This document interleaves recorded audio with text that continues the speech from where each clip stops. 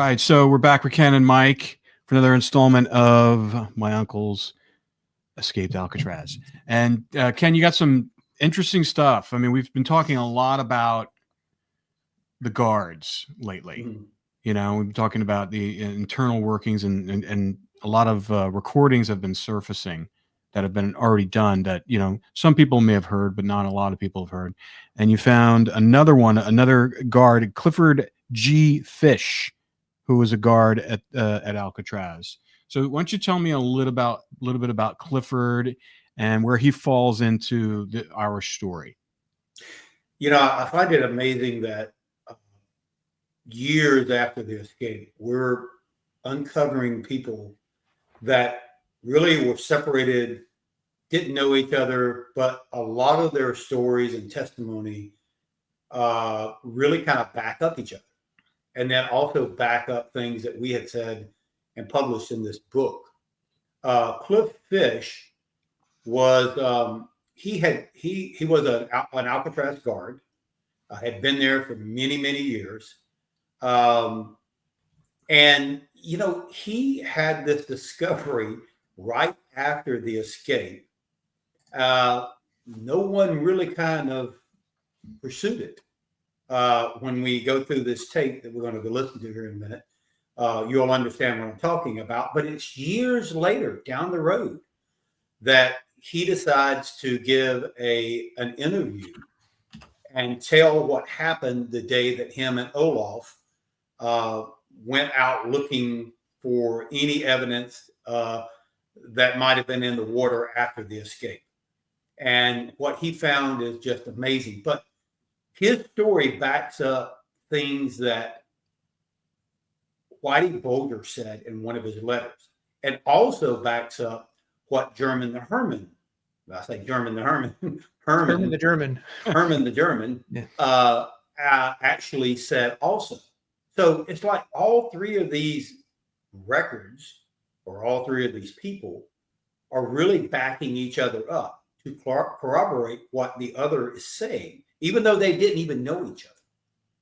So, you know, I just say as you listen to Cliff, you know, stop it every once in a while. And I would love to interject into what I think is backing up what we're saying. Yeah. Now, I just want to throw something in there about Cliff Fish. And it's in the book. We have a little bit of background information about him just to sort of add to his credibility as a guard. He actually started at Alcatraz back in 1938. So, and he was there for the famous in 1946. That was the famous, you know, they tried to break out, and that's when they brought in the Marines. They were shooting literally machine guns into the cell block and dropping down grenades to quell it wasn't quite a riot, but it was trying to stop, you know, they were holding guards hostages in 46. Well, he was a part of that. And then, of course, fast forward to 1962, you know, he had been a guard for 26 years. By the time the escape happened. So he was a seasoned guard from the late 1930s. He'd seen it all. He worked with the worst of the worst. He did, you know, he was not a new guy that was just kind of, you know, given this light job of trying to find the escapees. He was a guy that had been there a long time and very well respected in the, you know, the guard community because of his stint at Alcatraz since almost the very beginning, because Alcatraz opened in 1934. So he was there only 4 years after it had opened. So for most of the life of Alcatraz, he was there. So when he says something and he's given his testimony, you're going to listen to it because it carries weight to it. Yeah. And then is his any remnants of what we're going to hear? Is that in an FBI files at all? No. Again, here's you're going to be shocked at the very end of the interview. But here is a credible individual, law enforcement type individual, who is telling this tale years later of what he presented to the FBI and to the prison officials. Just like Officer Chechen, you know, you won't find this interview anywhere in the FBI files. If it is there, it's like Art said, they didn't include it in the public release of documents. Probably a lot like the JFK files. When they release things, I know they say they're releasing everything, but I agree with Mike. You don't know how many documents have been destroyed, and you don't know how many they truly are holding back. So could they have truly interviewed him and it is in a file somewhere? It's hard to believe it's not, but for whatever reason, it's not released to the public. Interesting. Really interesting. All right, let's dive in here and see what he has to say. This is Clifford Fish, senior officer. He was a senior officer right at 1938, so when he went in. Mm-hmm. So he must have been somewhere else beforehand. Do you think he just came straight in? Who knows? That we don't know. Yeah, that I'm not sure of. Okay, let's try this.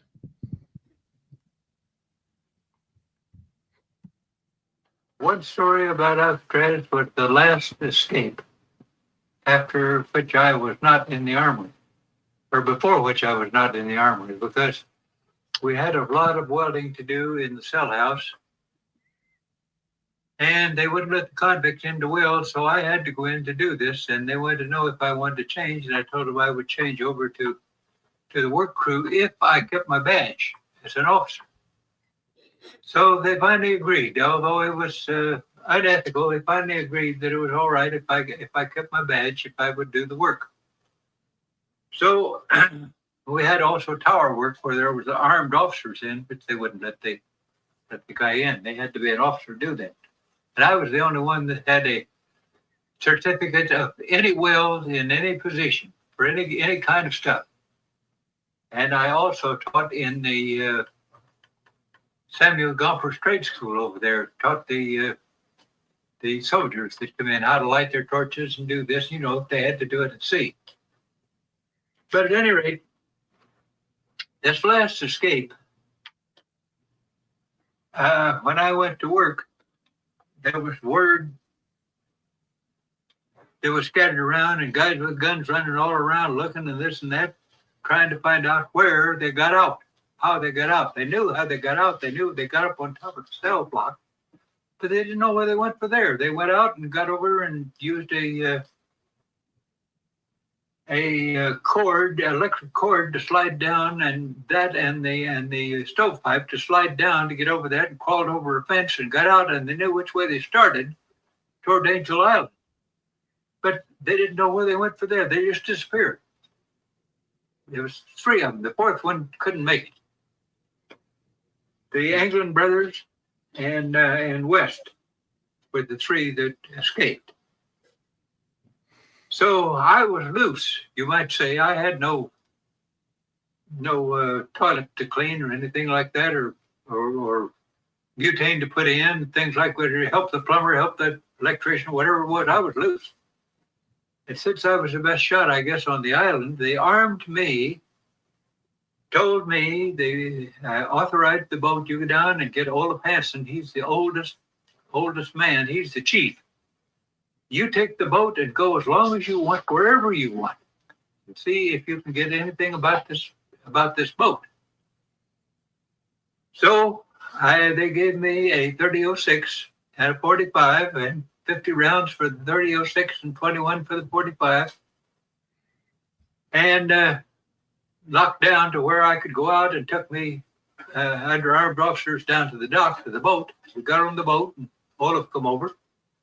But old Olaf was a Swede. He'd been an old Swede fisherman all of his life. He knew those tides. And he was just a boatman. But anyway, Olaf said, "Well, where will we go?" And I said, "Well, San Pedro, we're just supposed to look to see if we see any sign of a boat."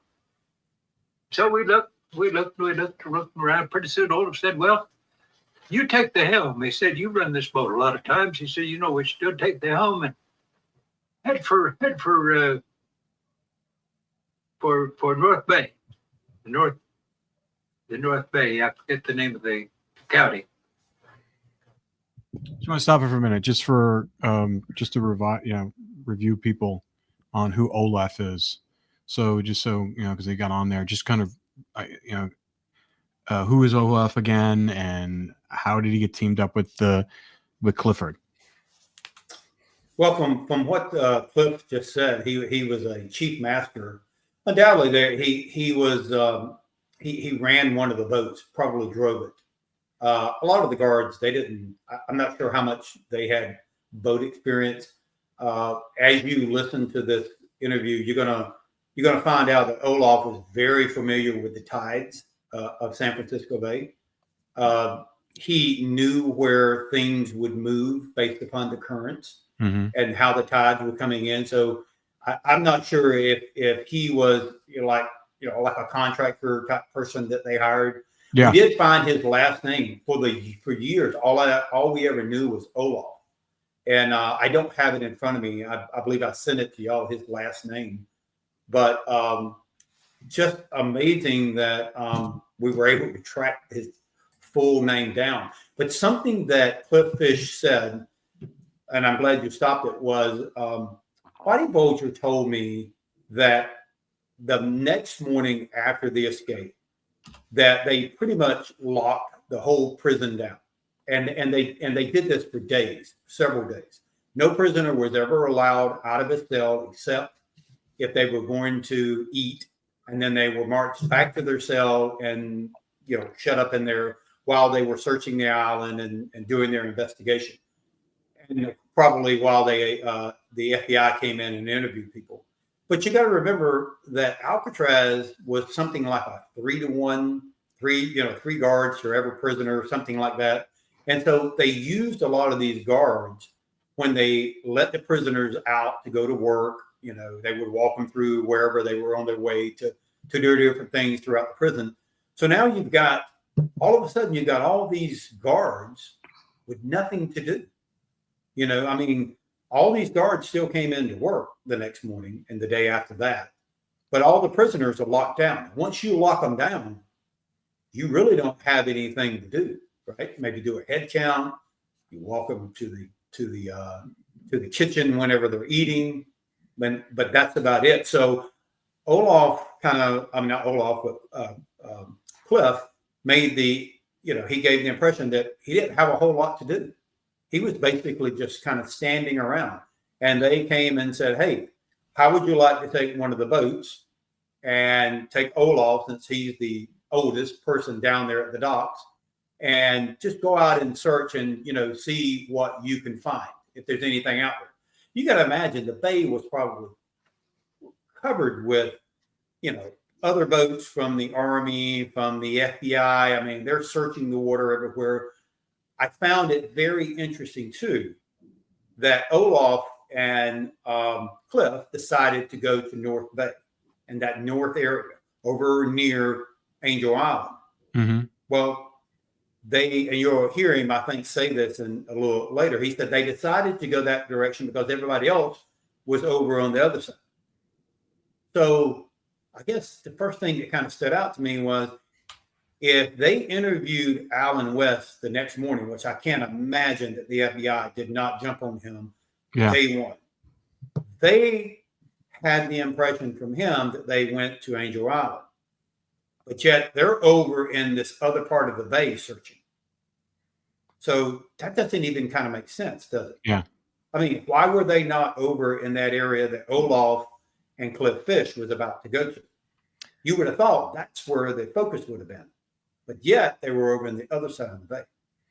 Yeah, we do have the initial investigation of Alan West. I think it was by Dolison. I think that was the person who interviewed him, and it was dated on June 12th, the very next day. Mm-hmm. So right away they knew West was involved. They interview him, and it's interesting that he doesn't say when he was told this information, Cliff Fish. But they were already looking for he called it a boat. They were looking for a boat. Obviously, it was a raft. But they had already been given that information of, this is what you're looking for. We know they got off with a raft. So it was undoubtedly West who gave them that information, because on top of the cell block where that was their working area, we've talked about this before, it was the abandoned raft. So, if they went up top there and found the abandoned raft, they would think, oh, they left without their raft, because, you're not going to make two. You're going to make one and use it to get away. And they didn't use it. So they knew there was a second raft. They had to be told that, most likely by West. And in fact, I believe he did say that in his interview. Right. But yeah, he was interviewed the next day. So they already had some preliminary information from him of where to search. And then the second or the other thing I want to mention is Olaf's last name is Carpenter. Carpenter. Yeah, Olaf Carpenter. Okay, cool. All right, let's keep on listening to Clifford. But he said, head for that way, and he said, you'll have to go into the tide because the tide's outgoing right at the present time. And he started looking around there, and pretty soon he come up with a book, and he started studying this book and studying this book and studying this book. And he said, what time do you figure those guys got out of there? And I said, well, I don't know, but I'd figure it was around so-and-so. And he said, well, if that was about the time they got out, he said there was an incoming tide. Now, he said they didn't head out the Golden Gate, or they wasn't blown out the Golden Gate. He said they're somewhere within this region. And I said, okay. And so he put the book back, and he thought for a while, and he said, let me have that wheel. He took the wheel, wheeled it around, and headed up through what's called Raccoon Straits, which is between the North States of California and Angel Island. There was a strait through there called Raccoon Strait. And he said, let's just go through Raccoon Strait for fun. I said, okay.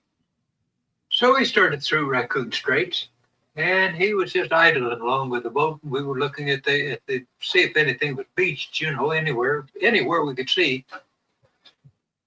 And pretty soon Olaf said, wait a minute. He said, you see what I see over there on that sandbar? And I said, well, there's something black over there, but I can't tell what it is. And he said, oh no, he said, I think that's raincoats.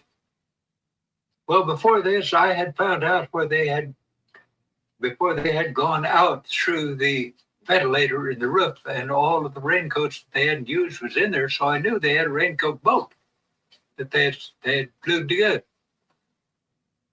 So all of a sudden, let's go over and take a look at that. Well, we went over, and there was a great big sandbar there. There was about, I know as far as from here across the road, just plain sandbar. And Olaf run the front end of the boat up along there, and sure enough, it was that boat.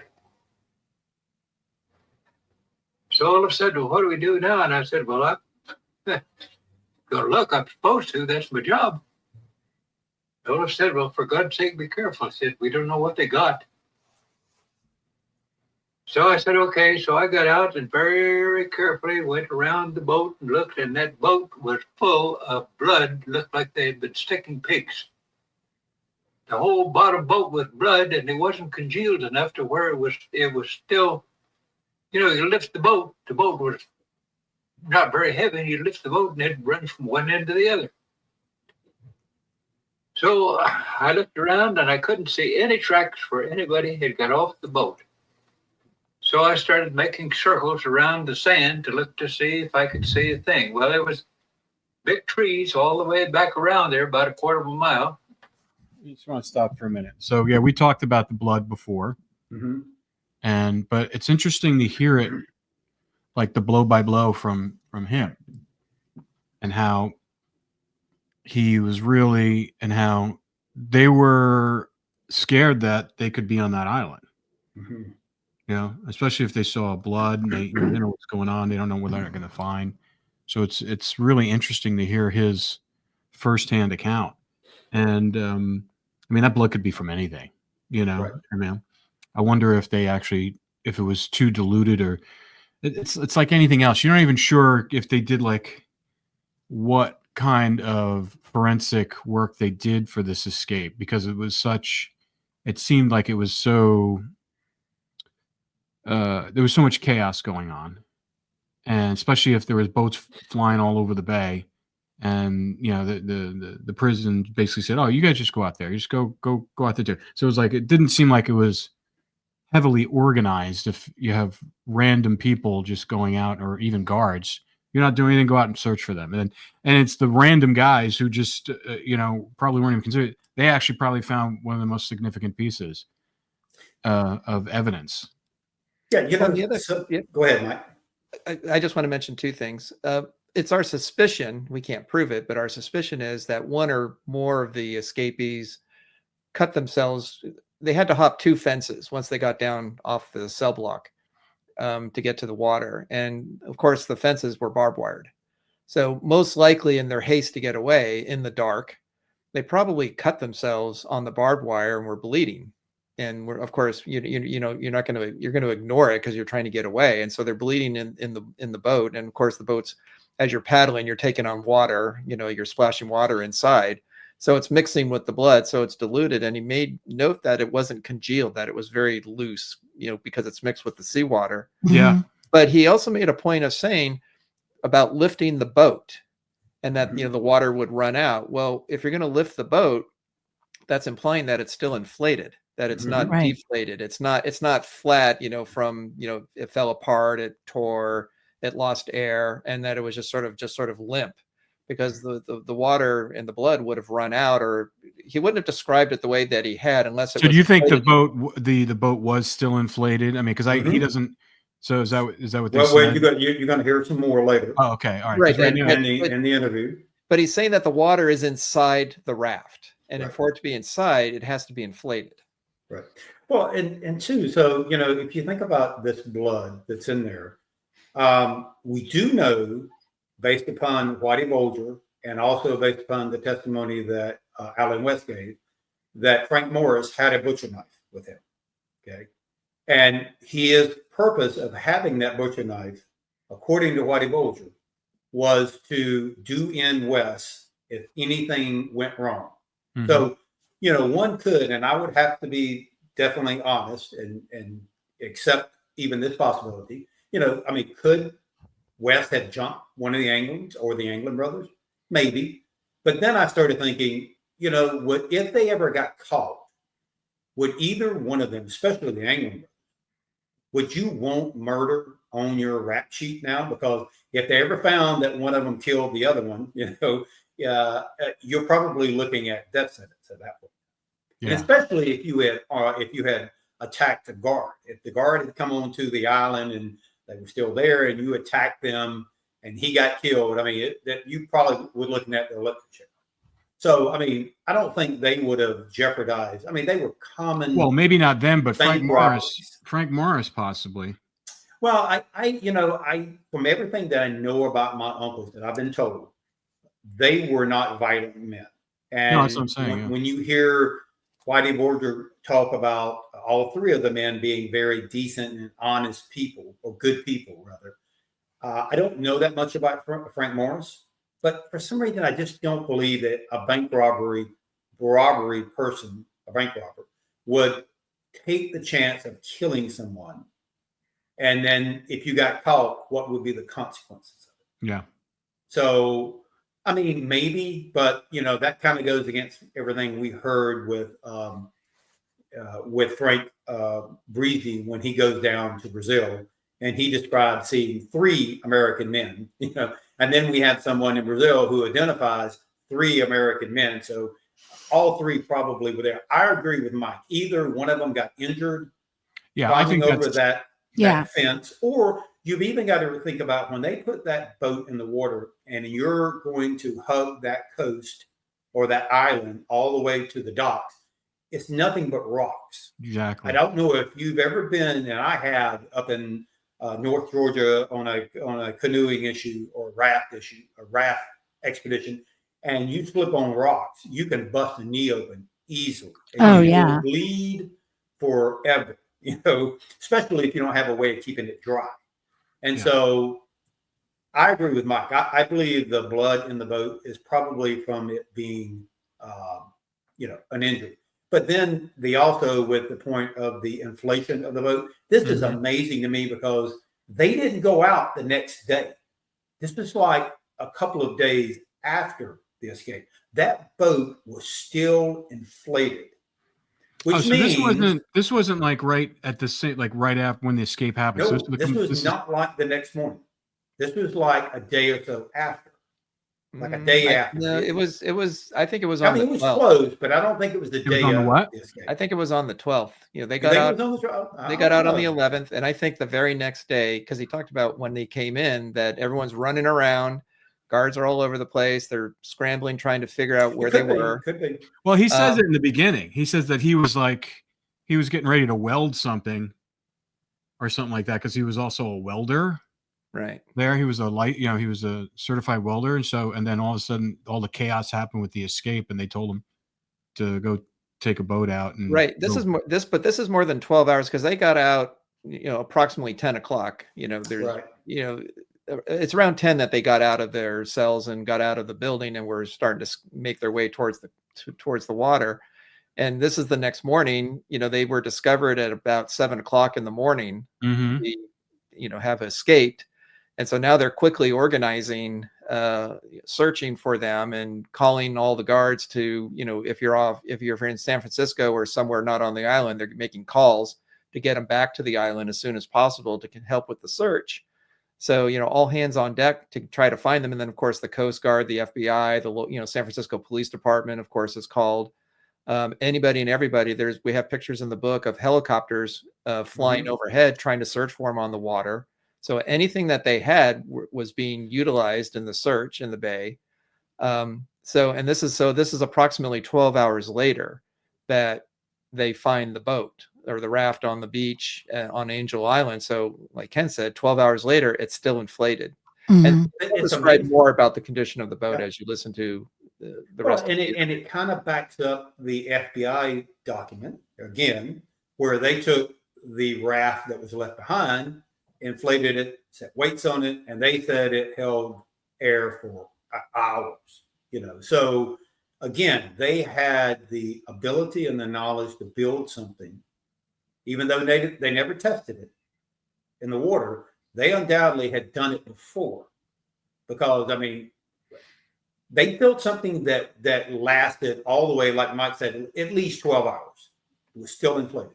Well, the other thing too is, we have also photos of the life vests that were also made out of the raincoats. They're much smaller. They fit around the person's neck, and then it has a little strap to tie it to their waist so it can't come off accidentally, or it's hard to take off, which is intentional, of course.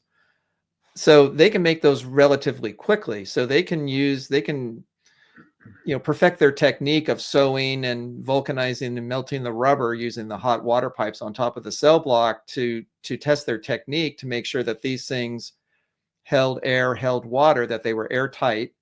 And then it would be much easier to do that with the raft, do that second when you know how to do it right. Because you can test a life vest, but you can't test a 14-foot raft on top of the cell block. So I think they could test their technique using the life vests and then know that it worked. And then you use that same technique on the raft, because when Robert Scheiblein, when we had his interview on last week, one of the things that he had great concern about was the raft in the cold water not holding the air, because it was going to constrict because of the cold water, and then it would lose all the air and then they would drown.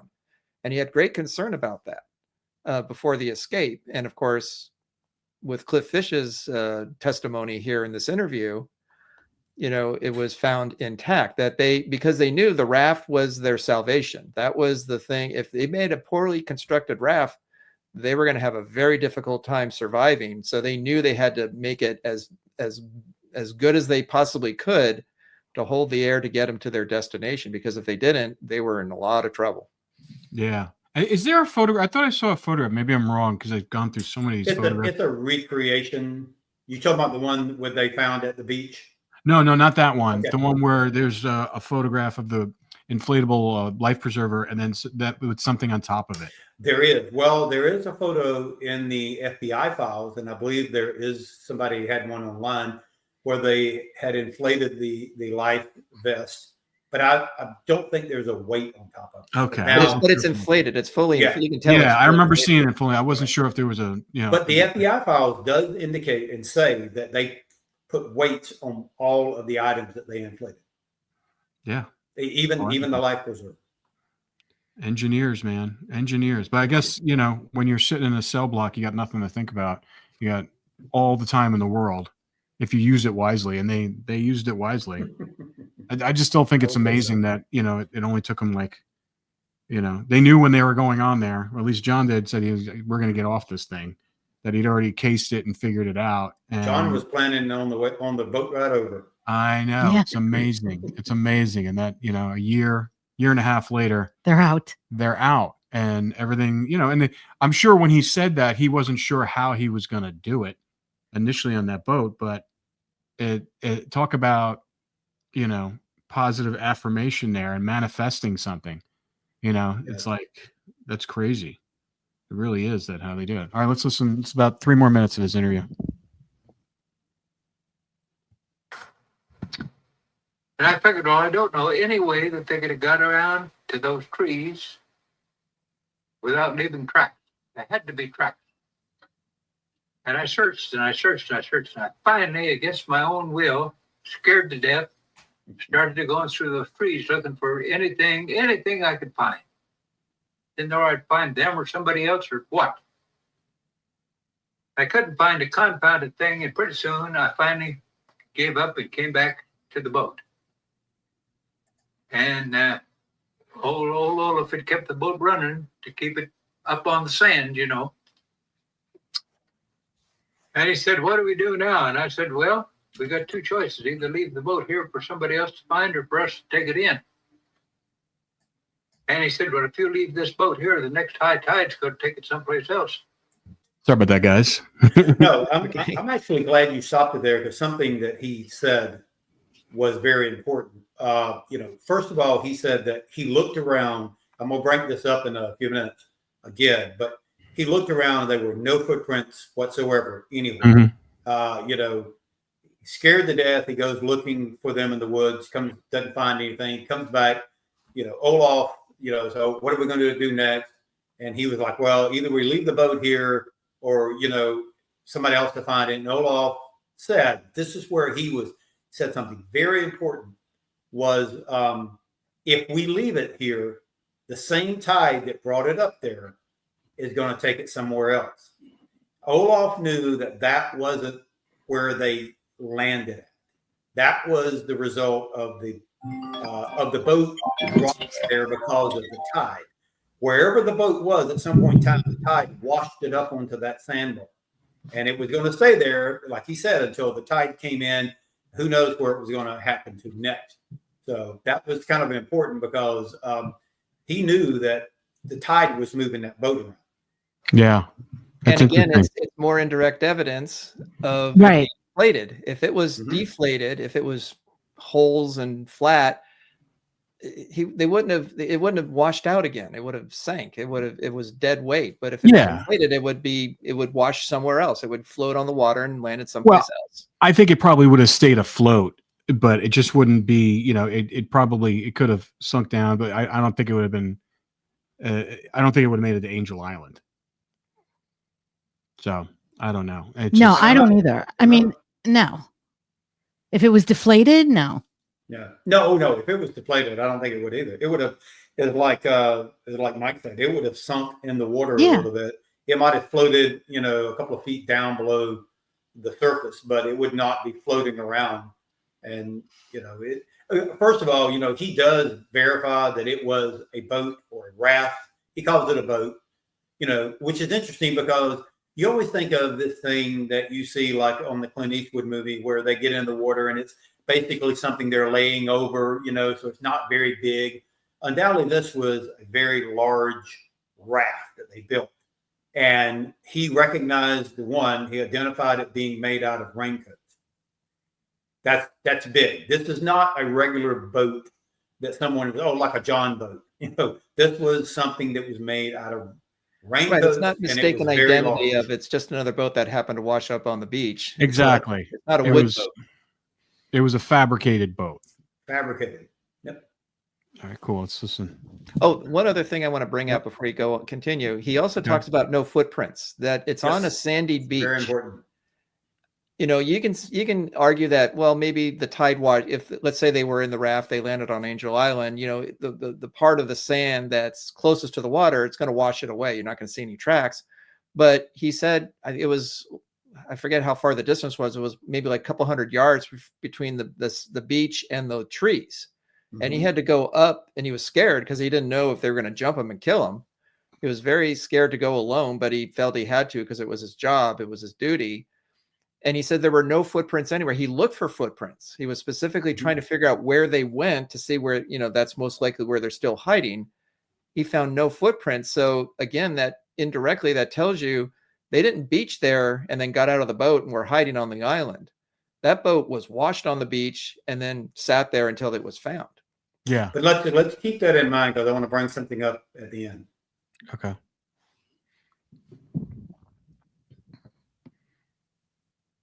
He said the high tide swept in here. That boat went on the high tide up on the sand, and it's sitting there.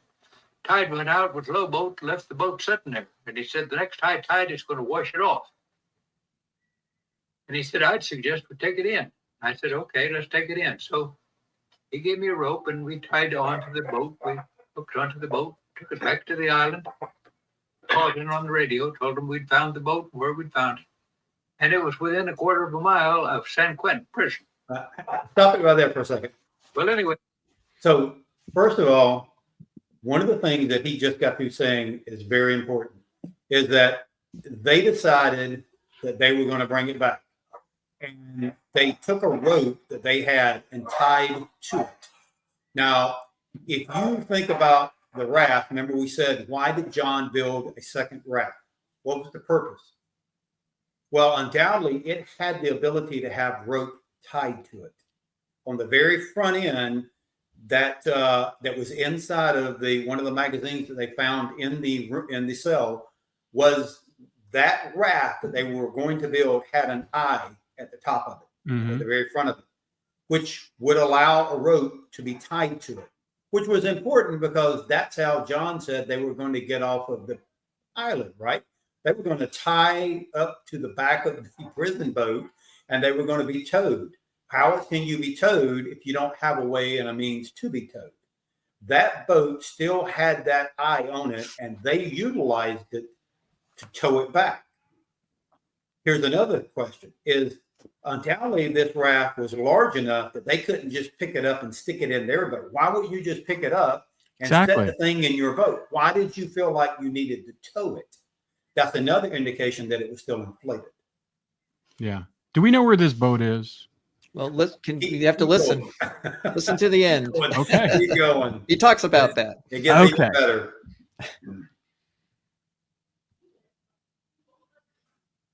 Anyway, we took the boat back and we tied it up. They had a big long telephone pole that stuck out, or in a big storm, they would tie the boat over there where it would be completely away from the dock, it wouldn't get injured.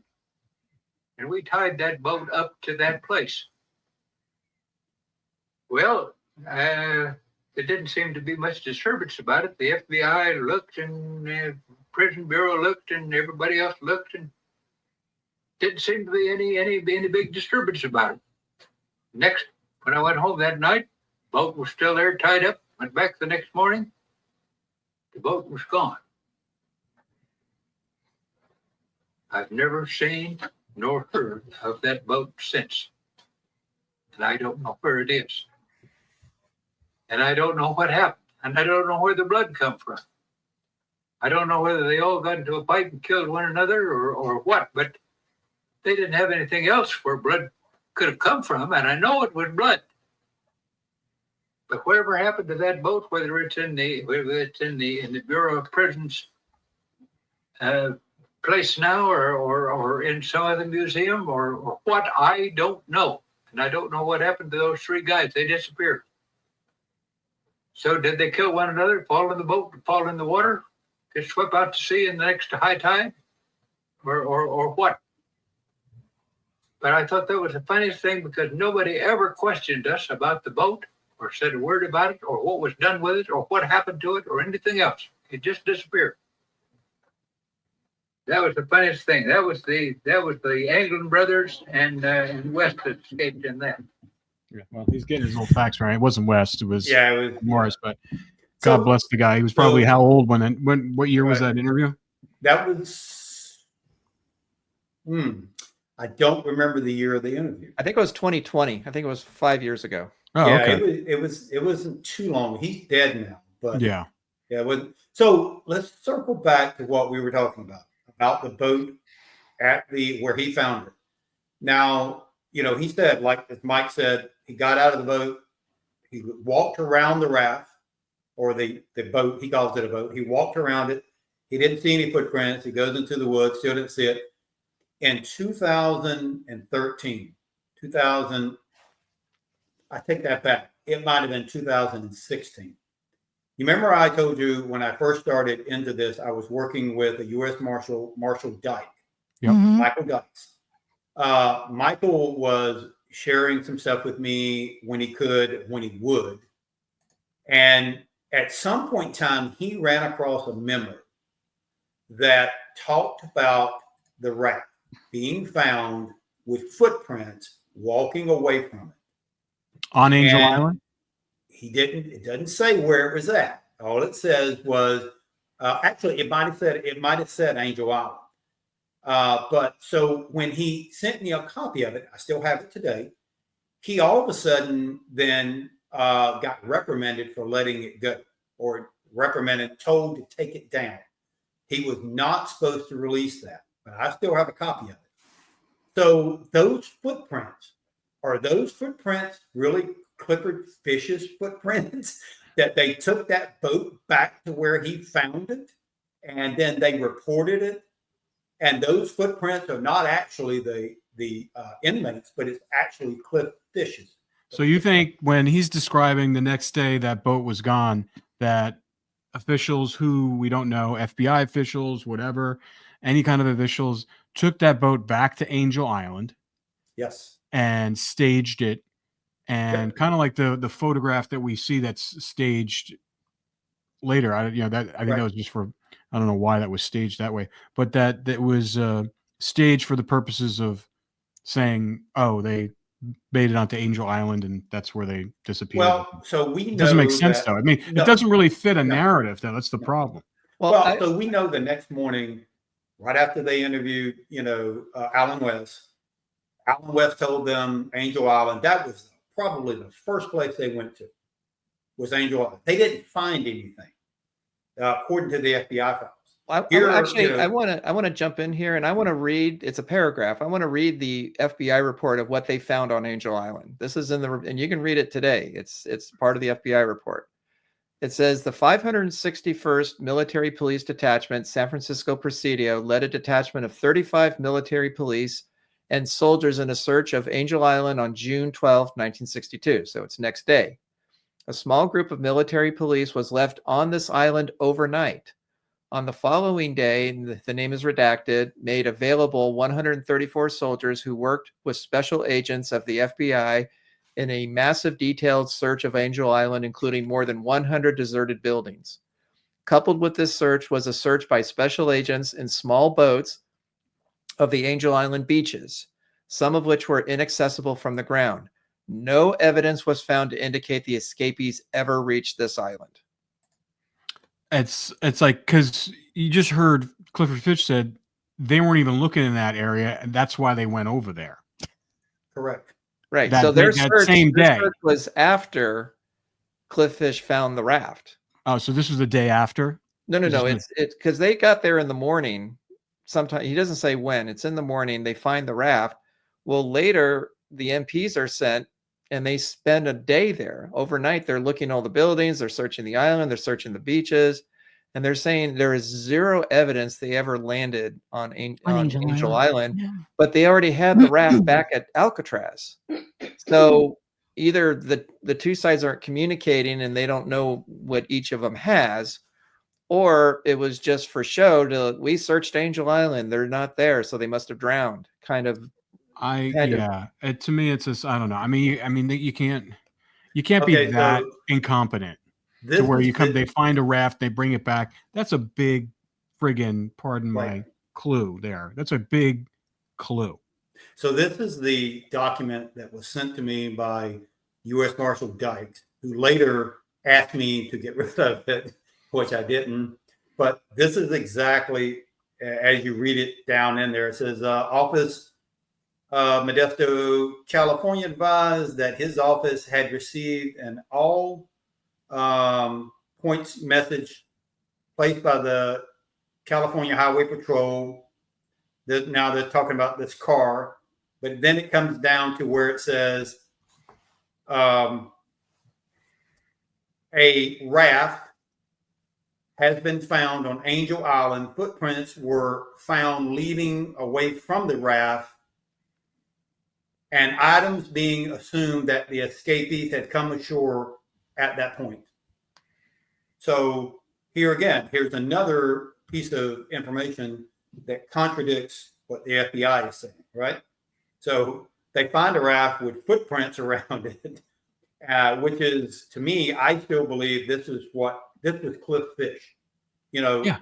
This island, which was considered to be part of Angel Island, they undoubtedly took that raft back to where it was. And you heard him say he got out of the boat, he walked around it, he walked into the woods. This is almost exactly what they just said in this memo from the FBI. Now we also Wow. have, like Ken said, we have the All Points Bulletin, which we have in the book. We have that document, at least a copy of it, saying that they had found the raft on Angel Island. Whitey Bulger said in his letter that the next morning it was common knowledge around the prison that they had found the raft on Angel Island. And when we talked with Herman the German, Charles Herman, when I talked to him on the phone, I specifically asked him about the raft. I said, did you know that they had found, or did you know that they had found the raft? And he said, yeah, they found it. They brought it back. It was brought back to Alcatraz. So he knew the raft was found, that it was returned. So but no one knows where it is. It disappears. The next day it's gone. And he says, and then the FBI doesn't interrogate him, doesn't talk to him about what he found. Nobody talks to him. Yeah. He's not an eyewitness, but he has very strong evidence to show what happened after, and they don't even speak to him. Exactly. How's that possible? Well, there was something else that was always very confusing to me in the FBI files. I've gone in and read both interviews that Alan West did. They undoubtedly interviewed him multiple times. In one of the interviews, he is the one who says that, John thought that the boat that they had wasn't going to work. And so right close to the escape. And so he decided to build another one. He not once ever gave the dimensions of the boat. Now they found the raft that was on top of the cell house. So they knew how large that one was, right?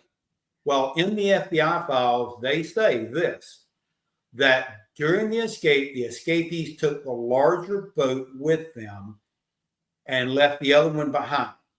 If you didn't find it, how did you know it was larger than the one that they left behind? Right. How do they know that? How do they know that? That makes no sense. That makes And then no you sense have- whatsoever. And then they have guards. I'm sure they interviewed all the guards, Right. especially the ones that are on that floor. Like, Herman the German got interviewed. I'm sure Clifford got interviewed, but where's all those reports? It doesn't make sense. I can't believe that there was that much chaos and the ineptitude combined. I can't believe it. Well, here it is again. You've got a law enforcement official, Officer Chechen, which they dismiss, try to cover it up, didn't record it in the FBI files. Now you got Cliff Fish, who is an Alcatraz guard. They do the exact same thing. They have the evidence and never record it, act like that it never happened. Why? I mean, why would you want to take evidence that is clearly there and cover it up? Why would you not want to share that? Well, I think we know the answer to that. I mean, Yeah. because of all the new FBI files that have been dropped and the JFK stuff. I mean, they're finding stuff every day. I mean, the woman who's heading up that unveiling of those and declassification of those records came out yesterday, and she's seen a lot, and she basically came out and just said, I'm convinced. She goes, it's according to these files that I've seen, there were two shooters. Yeah. I mean, so it's like everyone thought that. It's like it's all these things that people have been talking about. Like in this case, the same thing. Common It is common sense. And there's only so much you can really kind of whitewash with not Well, you have to talking understand too that back then they didn't know that in like 40 years we're going to have the internet and all this technology, and like Mhm. there's going to be ways for people to prove this stuff without those documents. Yeah, So I mean, we have a friend who's a former FBI agent who literally found the second hole of the gun. I mean, of the second shooter. I mean, Stewart went yeah, down I mean, Right. so it's like there's tons of different theories, but there's also technology now to make those theories reality. and they had such a way they could control all the information. I mean, it's like That to me is the only reason why I mean, of all of the prison escapes throughout history, this is the only one that is shrouded in mystery. With Mhm. all these unanswered questions, redacted FBI files that you've never seen before. And that's the reason why as we wrote this book, is there some relationship, however it be, and I think it's through Mickey Cohen, is there some relationship to the JFK story? Yeah. Well, yeah. Is that the reason why they're trying not to release this piece of the story? It makes sense. And the raft, if the raft sinks, then you can really make your case stronger of they drown. They're in the water, they drown, and they get washed out into the Pacific Ocean, and they're gone forever. But if the raft survives, and Cliff Fish said it survived, they towed it back to Alcatraz. Everybody's looking at it. It's not like it came in and nobody saw it. They're all looking at it. FBI, everybody. Right. The Bureau of Prisons is looking at it. The guard, everyone's looking at it. And then the next day, but there's no photographs of it. Right. There's no photographs. Well, there's no photograph of the pouch either. Right. But There's if the raft survives, then you have a much harder time to say that somehow all three guys fall into the water and they all drown. When we did the recreation of that event on Expedition Unknown, because the night of the escape, it was very calm. It was kind of foggy, but the water was still, wasn't windy. So it was easy treading the water there. When we did the show, it was very windy. The water swells are about 10 feet high, very choppy, very bad water. And the guy who was driving the boat said, this is about as bad as it gets on the bay. So we were at peak bad conditions.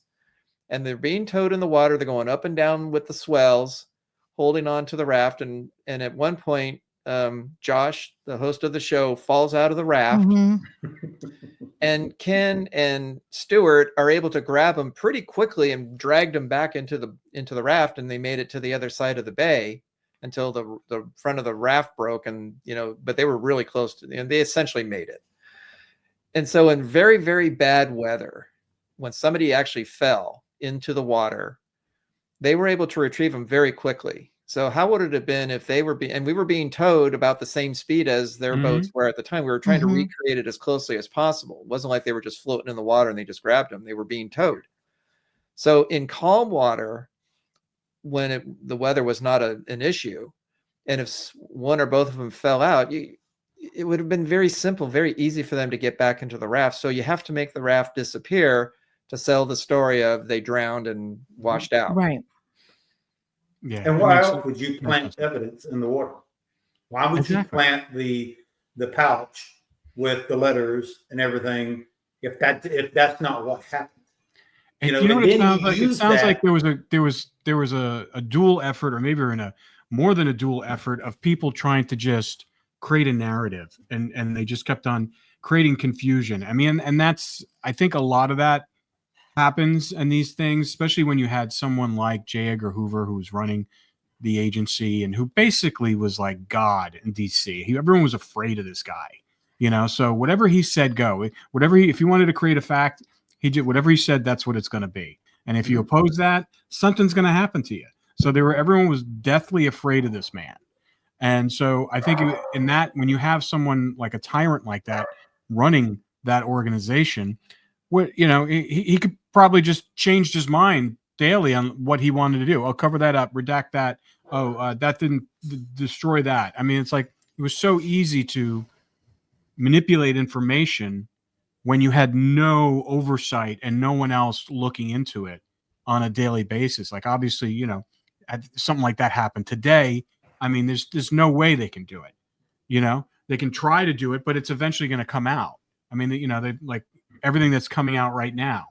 You know, it's like when you start looking underneath the hood on something, you know, you can only hide so much. You're right. Yeah.